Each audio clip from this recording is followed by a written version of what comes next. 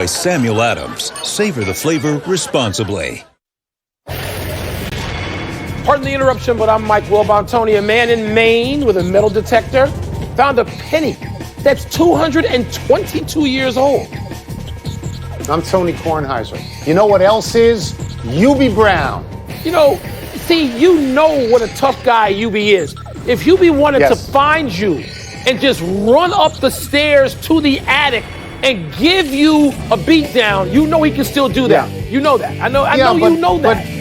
Yes, but this makes you be happy. I question, by the way, a penny that is 222 years old. I mean, I do. Well, who was on the face of the penny? 1798? I'm not sure I believe it either. Is that 1798? You and I are very skeptical today. I don't trust that. Welcome to PTI, boys and girls. In today's episode, Justin Turner breaks protocol, Trevor Lawrence considers a senior season, and Daryl Morey is headed to the Sixers. But we begin today with the tipping point in the World Series. Kevin Cash taking out Blake Snell in the sixth inning last night with one on and one out and a 1-0 lead. Snell had been brilliant to that point. No runs, no walks, 9 strikeouts. The move backfired immediately. The Dodgers got 2 quick runs off Nick Anderson, added another later in the game on a home run by Mookie Betts, and won the World Series. Wilbon, can you defend what Cash did? No. And I don't want to hear anybody else try and defend it either, because some things are just indefensible, and this is one of them. Tony, I'm offended by what I saw last night. Just as somebody who grew up on baseball, whose first love in sport was baseball, who played baseball, who pitched, and it's just offensive. So numbers are so important to you, Kevin Cash, that you can't use your eyes, which are supposed to be professionally trained and steeled, and you've been a bench coach and a manager, you've done all these things, and you don't know when you need to leave a guy alone. You want to take the game away from the players, take the game away from a starting pitcher who's lights out, who the other team is now not afraid of, but going, oh my God, they're shaking their heads. And you don't have this baseball sense in you to leave him alone and ride your good fortune to have this guy going this well. Tony, I was in contact via text with a couple of recent former notable Major League Baseball players, and they were as startled about this development as I was. And I just couldn't, there's no defending it. Yeah, I'm going to give it a shot at defending him, and I'm going to preface it by saying if we don't learn from history, we're always going to be doomed to repeat it. Kevin Cash has seen Blake Snell. He has managed Blake Snell for years now. He's seen him all year. He hasn't gone through the sixth all year. I'm going to read from my notes. His ERA in these playoffs in the first 4 innings, where he's been great, is 1.35. From then on, it's 12.56. Last week, Snell no-hit the Dodgers for 4 2/3. And then, in rapid order, walk, homer, walk, single, and Cash has seen all of this. The last guy up before he gave him the hook was the 9th batter in the order, and he hit a rope to center field. And now, at this point, you've got Betts and you've got Seager coming up for a 3rd time. The mistake isn't yanking Snell to me. The mistake is putting in Anderson. Anderson's the wrong guy. In the regular season, he's lights out, but in the playoffs, his ERA is over 5, and Mike, in his last 6 appearances, he's allowed a run. I understand that Kevin Cash is an easy target and a totally legitimate target. I just think in this case, he had seen Snell all year, and the hook wasn't as bad as what he did with it. You're not playing lifetime achievement. You're playing the damn game tonight.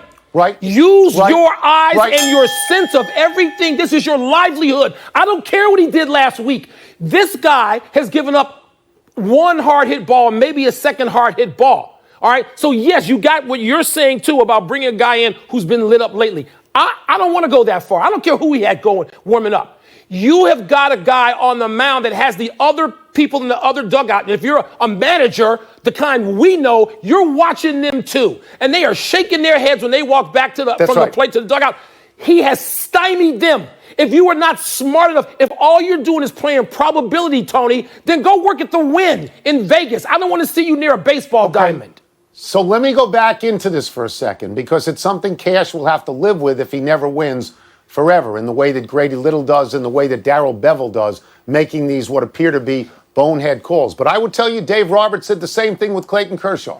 He let him pitch to 2 batters in the 6th inning or whenever it was, and he knew that his ERA after a certain point was bad, and he took him out to protect him and to make sure the Dodgers won that game. I think managers do this. I'm not crazy about analytics. I don't want to take an anti-intellectual viewpoint here. It's not I think that certain people, certain managers rely too much on numbers and not enough on feel. But I think the mistake was who he put in, not who he took out. One of the guys I was texting with last night reminded me, he said, half the front offices in baseball would have done this, and it's not just the manager, it's the front office. Last night was a sad night for baseball, Tony. You can say baseball as we knew it, fine. We know it better than somebody, even in most cases, who's 25 years old. It's a sad night for baseball that a guy pitching a masterpiece. Would you have defended Kevin Cash taking out Koufax or Gibson? That's the kind of performance this guy was spinning last night. And he took him out, and it's a sad night. It's a sad night for baseball. I don't care how anybody wants to defend it or paint it, even Kevin Cash. I don't care what he has to say. Now, we need to take a moment to celebrate what the Dodgers accomplished. They entered the season as the heavy favorites and delivered. Corey Seager won the World Series MVP. Mookie Betts, who I thought was the MVP, made good on every expectation plus. Clayton Kershaw changed his postseason narrative, and Dave Roberts answered his critics. Tone, how will you remember this Dodgers team? I love the fact that you don't want to hear from Kevin Cash at all. I don't. It makes me so happy. It just makes me so happy. Hey, Kevin, shut up. I don't want to hear him. Who cares? Don't want to hear him. All right, let me answer this particular question.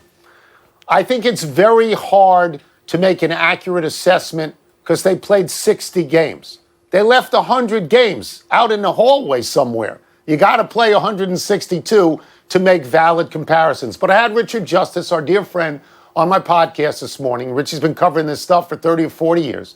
And he thinks the Dodgers are one of the great teams he's ever seen. He points to the fact that they were on, let me get the numbers correct, they were on a 116 win pace, and they were outscoring their opponents by 2 runs per game. And the last time, more than 2 runs, the last time this happened was the 1939 Giants. That's an awfully long time ago, or 1939 Yankees. Yankees, Tony, Yankees. Whichever one it was. Yankees with Garrett. They were down 3-1 in the previous series, so they won 7 out of 9. Let me just add this. I can tell you how great I think the team is, but let me add this. This is a just ending for the Dodgers. They got beat by cheaters in Houston. I believe Boston was cheating as well. I am glad that the Dodgers won this World Series. I think that's a good result.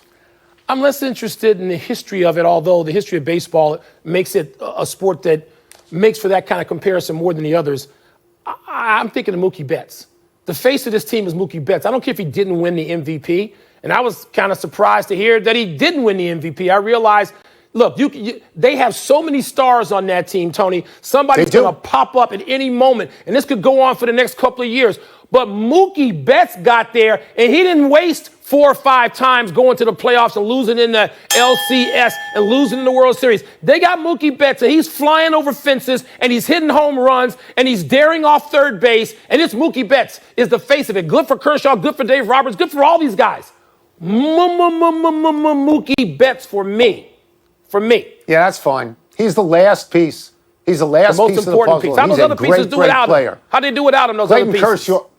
Clayton Kershaw is still the face of the Dodgers, and the fact that he rewrote his own history ought to make people happy because he had the chance to do it, and then he came through. And they got their lineup is so good that Peterson and Hernandez can't get on the field half the time, all right? Perhaps the most stunning news from last night was Justin Turner testing positive for coronavirus and being pulled from the game in the 8th inning when baseball found out. Turner left the dugout but emerged for post-game on-field celebrations with his teammates and families. At times, Turner's mask was off. Wilbon, how should baseball feel about this? Well, baseball obviously, Tony, is trying to send a certain signal from the time they started this 60 game, as you pointed out, as opposed to a 162 game season, with protocols and with demands. And all the sports have done this. We've seen the NFL fine coaches on the sideline, not even in that sort of close and face-to-face interaction. And so baseball has got to feel like, oh, my God, and what do we have coming forward here? If you're the Dodgers, I know all those guys in this euphoria said, I'd trade places with him. I'm glad he was out there. But what do they really feel? They said all the right things into